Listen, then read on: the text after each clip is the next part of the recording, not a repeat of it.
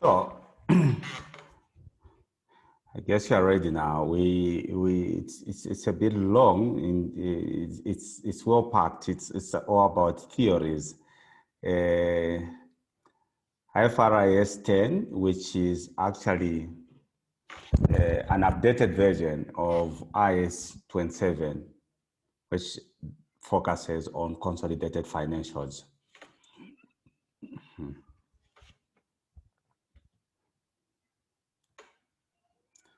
So first we look at the objectives of this course on group accounts. One, we need to identify the scope of Ifrs 10 and IAS27. We'll then go to the application where we have to apply the principle of control as defined by IFRS 10 to determine whether an investor entity, which is a parent company, I think, is it yesterday or so, we defined what this is. That was not yesterday. I have forgotten when it was, when we had the class. But we actually looked at what a parent company is. And investee entity, and therefore must consolidate that investee entity in its consolidated financial statements. We'll apply the accounting requirements for preparation of consolidated financial statements as defined by IFRS 10.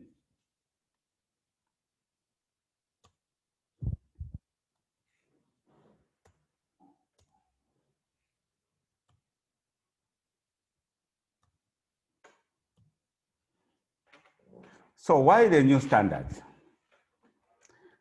IFRS 10 from IAS27. Initially, the International Accounting Standards Board added a consolidated project to its agenda to deal with the divergency in practice in applying the guidance that is in IAS27 and 612. And now you do the theory. You read the theory. So the global financial crisis, in a way, had an influence in shaping this standard.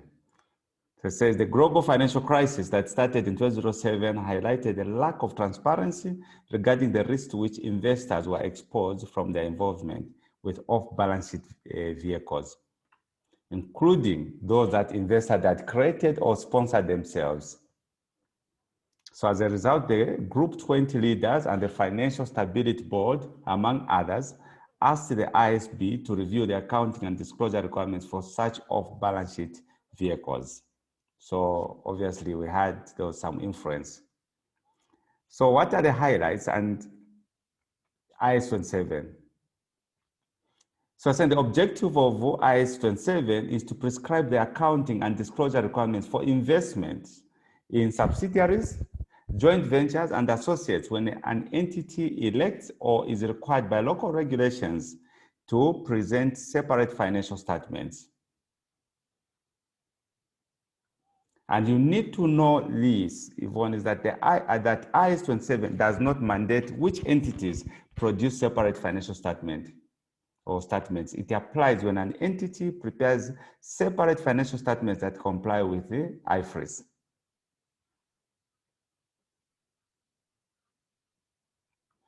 So whenever an entity prepares separate financial statements, it should account for investments in subsidiaries, joint ventures, and associates, either at cost in accordance with IFRS 9, which is financial instruments, or using the equity method in IAS27, which there's a standard that actually looks at the associates. The entity should apply the same accounting for each category of investments accounted for at cost or using the equity method. These are the exceptions. And you find that where you have exceptions, there are specific standards that will scope that particular exception that you have brought in. So here you have one of them. It says IFRS 10 requires an entity that is a parent to present consolidated financial statements. IFRS define a parent to be an entity that controls one or more entities. We looked at this, but it does not apply to all entities. Like investment entities that are required to measure all of their subsidiaries at fair value through profit or loss. So any investment entities that are required to measure all their subsidiaries at fair value through profit or loss will be guided by IFRS 9 on financial instruments. So it will not actually sit under IFRS 10. Post-employment benefit plans, it will sit under IAS 19. Certain wholly or partially owned subsidiaries of an entity that presents consolidated financial statements, provided the subsidiary meets certain restrictive conditions. I'll give you this example, Yvonne. If, say, this company has bought more than 50% shares in company B, and yet this company, which is company A, is actually a subsidiary of another company, it shall not be allowed to consolidate. Just that. So you go to Ifrs, IFRS 10, control. Let's try to understand what IFRS 10 defines the principle of control. It says, and establishes control as the basis for determining which entities are consolidated in the consolidated financial statements. So for a company that actually owns more than 50% of equity, that company in theory and maybe in practice has control. There's a difference between control and significant influence. If you have more than 20% shares and below 50%, you have significant influence, but you do not have control. So the standard also establishes the accounting requirements for preparing consolidated financial statements.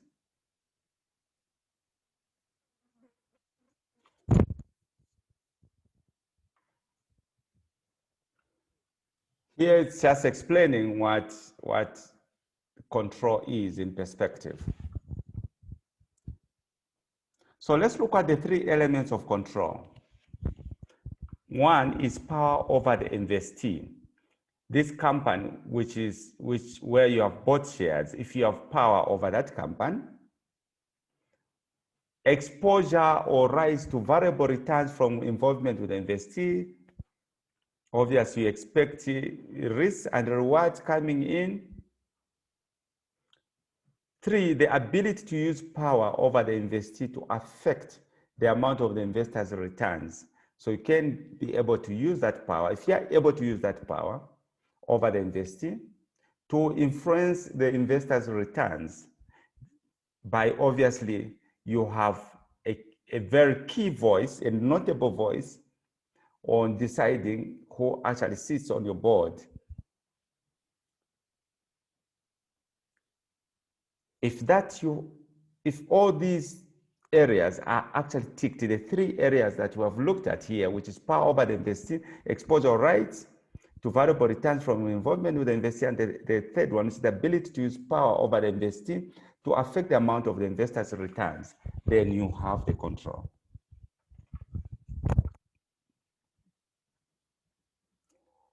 So IFRS 10 has established the following requirements, which we can then use to apply the control principle. One is when voting or similar rights give an investor power, including situations in which the investor holds less than a majority of voting rights. We did actually mention when you have more than 50% shares, and in circumstances involving potential voting rights.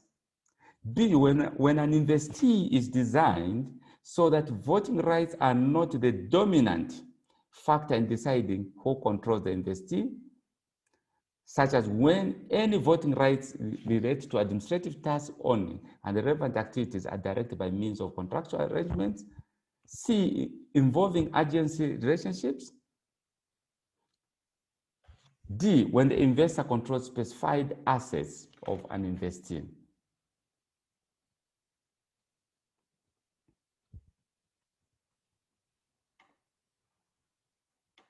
So what IFRS 10 does, it requires an investor to reassess whether it controls an investee if facts and circumstances indicate that one or more of the three elements of control has changed.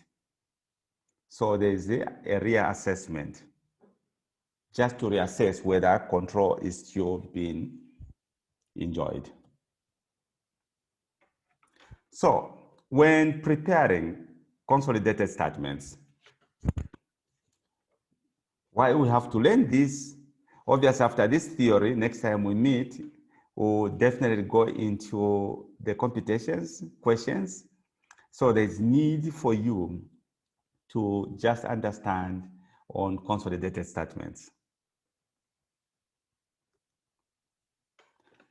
So one fundamental principle is that whenever the parent company is preparing consolidated financial statements, there must be uniformity of accounting policies used. And other events of similar circumstances. You don't need to, today you use this policy, you change, you go to another one the following year, or in a different subsidiary company that you are trying to consolidate is actually using different accounting policies. They have to be uniform. Secondly, we have to eliminate we have to eliminate intergroup balances and transactions, because then when you are consolidating, you are actually using the principle of wife and husband, that they are one. So any interrelated balances or encumbrances, those that they have to be cancelled. So in this consolidated statement of financial position, the parent must also present non-controlling interest, which we did the day we met, the last time we met, we looked at the non-controlling interest, which then those good old days, we actually used to call it minority interest. So there must be a section where you have your NCI interest.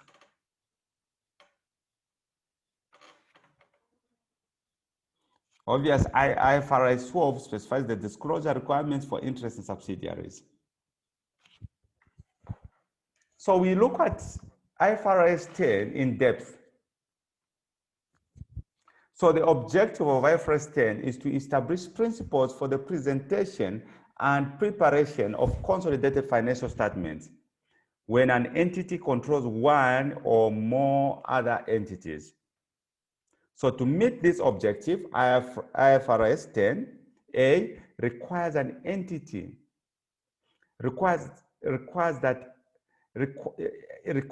entity that controls one or more other entities, which are subsidiaries, to present consolidated financial statements. This is one principle that we have over-explained. B defines the principle of control and establishes control as the basis for consolidation. We looked at those three pillars that actually defines the principle of control. C explains how to apply the principle of control to identify whether an investor controls an investee and therefore must consolidate the investee.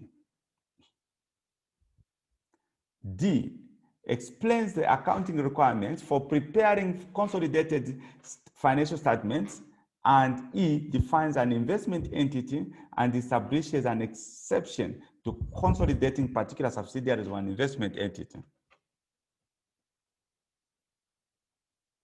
So I'm saying IFRS 10 does not deal with accounting requirements for business combinations, which is IFRS 3, and their effect on consolidation, including goodwill arising on a business combination.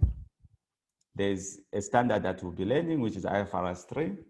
We'll actually learn almost all the standards, if not all the standards in your syllabus.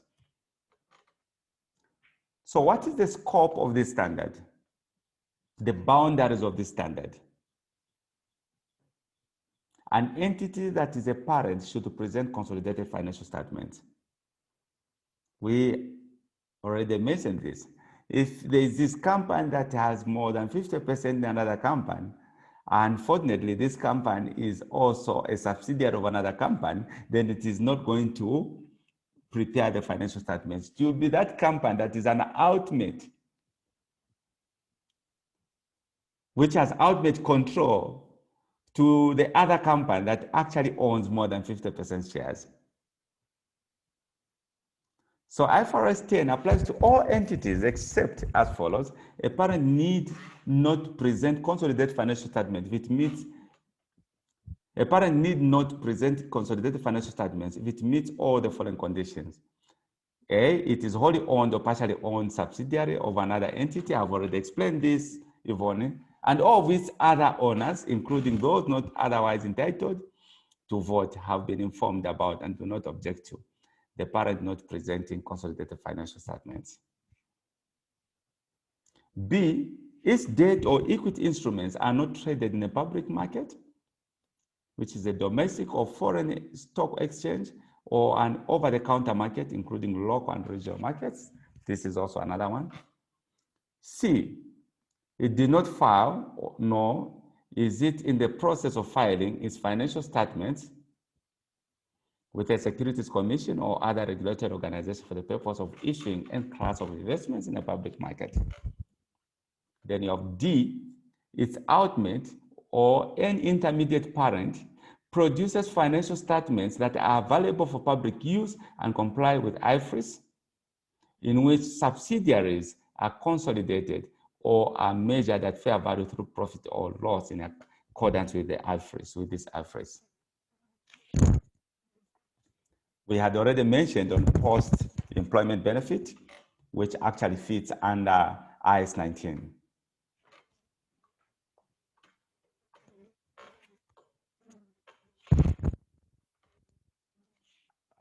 I'd already looked at this.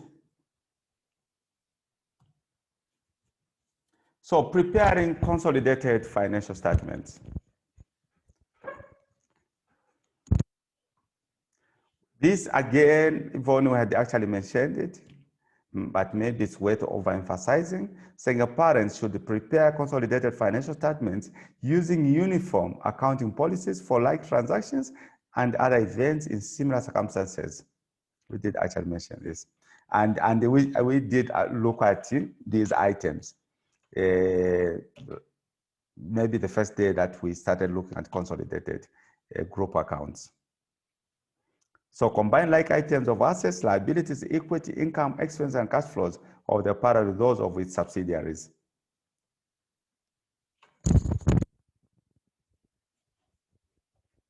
So we looked at this part where we're saying the carrying amount of the parent's investment in its subsidiary, you have to eliminate it, you have to offset it, and the parent's portion of equity.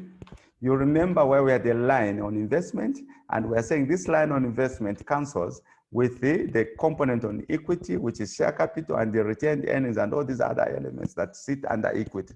So those have to be eliminated. The difference between those two, that is what actually definitely gives you goodwill.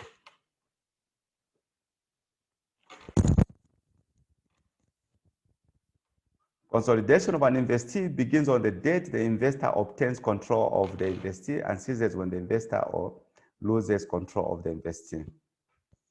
So on uniform accounting, said if a member of the group uses accounting policies other than those adopted in the consolidated financial statement for like transactions and events in similar circumstances, appropriate adjustments are made to that group member's financial statements in preparing the consolidated financial statements to ensure conformity with the group's accounting policies. So if the subsidiary company has its own accounting policies or use the way they actually use these, the way they treat certain transactions, at the point of consolidating, you need to actually make some necessary adjustments.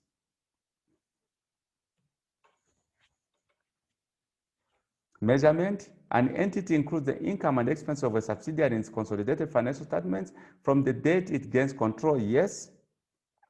Income and expense of the subsidiary are based on the amounts of the assets and liabilities recognized in the consolidated financial statement at acquisition date. For example, depreciation expense recognized in the consolidated statement of comprehensive income after the acquisition date is based on the fair value of the related depreciable assets, yes, recognized in the consolidated financial statements at the acquisition date.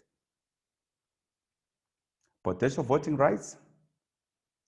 When potential voting rights or other derivatives containing potential voting rights exist, the proportion of profit or loss and changes in equity allocated to the parent and non-controlling interest in preparing consolidated financial statement determined solely on the basis of existing ownership interest and does not reflect the possible exercise or conversion of potential voting rights and other derivatives. These are just theories that you just need to.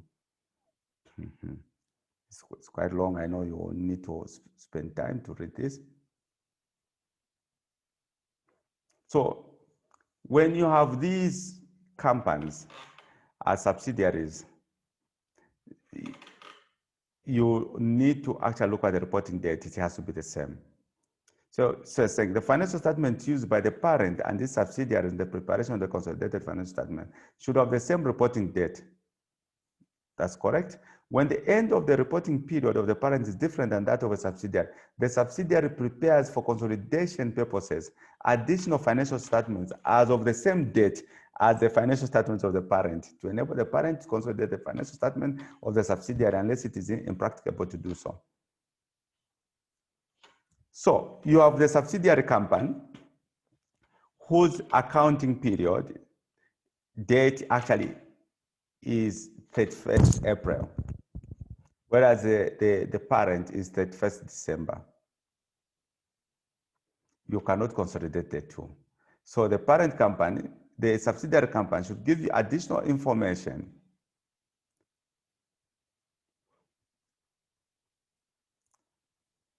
this additional financial information should actually tally with it should be of the same date as that of the parent undertaking, parent company, 31st December. So they should give you additional information so that it becomes easier to consolidate the financial information.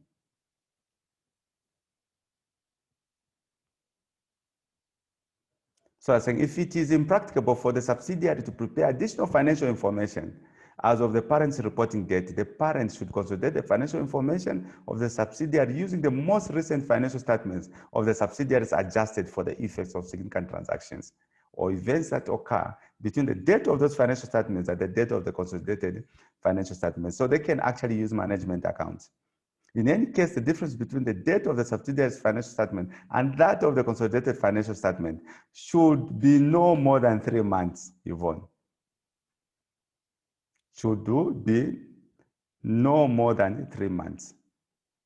So that you're only missing 3 months data. So, and the length of the reporting periods and any difference between the dates of the financial statement should be the same from period to period. Interesting. NCI. We did actually look at NCI, the non-controlling interest. It said a parent should present non-controlling interest in the consolidated statement of financial position within equity, and we did actually say it sits between equity and liabilities. Loss of control. If a parent loses control of a subsidiary, the parent has to recognize the carrying amounts of the following at the date control is lost, which you'll be seeing as we move on now looking at the numbers. After this lesson, the lessons that will follow on group accounts, it will not be theory, it will be computational. The assets, including any goodwill and liability of the former subsidiary, so all these have to be derecognized. Any non-controlling interest in the former subsidiary, including any components of other comprehensive income attributed to them, they have to be derecognized. Then you have to recognize the following: the fair value of the consideration received, if any, from the transaction, event, or circumstance that result in the loss of control. B, any distribution of shares of the subsidiary to owners in their capacity as owners if the transaction, event, or circumstance that resulted in the loss of the control involve a distribution of shares. So all in all, this is a theory that you just need. I'll post this the moment power comes so that you have access to these notes, just to help you. Whenever there's a theoretical question in your exam, you should be able to respond to it. Whenever there's a theoretical question on IFRS 10, you should be in a better position to answer it. So this is just basically theories that we have already looked at. So Yvonne, we end here. We end here. Okay. Let's meet on Wednesday. Okay. On Thursday or Wednesday? I think Thursday. Let's meet on Thursday. Thursday. Okay. Let's meet on Thursday Okay, to do no, computation. So I'll send this, no and problem. I think tomorrow I'll send the question that we'll be looking at. Oh, okay. Yeah, better. Okay. Okay.